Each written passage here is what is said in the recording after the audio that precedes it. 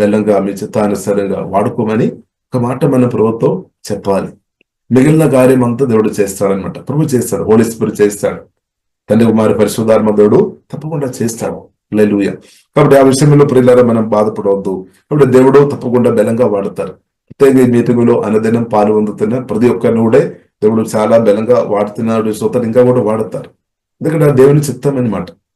అది మనం ఆ దేవుని చిత్తం అనమాట. యేసుక్రీస్తు కూడా స్పష్టంగా చెప్పారు. మార్కు సువార్త 16 చివరి భాగములు 17, 18 ప్రియులారా మనం చూసిన స్పష్టంగా ప్రభు చెప్పారు, నమ్మిన వారి వలన సూచక్రియలు జరుగుతాయి. హల్లెలూయా. కాబట్టి యేసుక్రీస్తు ప్రియులారా సువార్త రక్షణ పొందిన వ్యక్తి ద్వారా దేవుడు ఈ కాలంలో చాలా బలమైన కార్యం ప్రభు చేస్తున్నాడు, కాబట్టి చేస్తాడు అనమాట. దానిలో ఒక వ్యక్తి మీరనమాట. దేవునికి స్తోత్రం. ఇప్పుడు మీరు చాలాసారి మనం ఏమనుకున్నాం, పలానా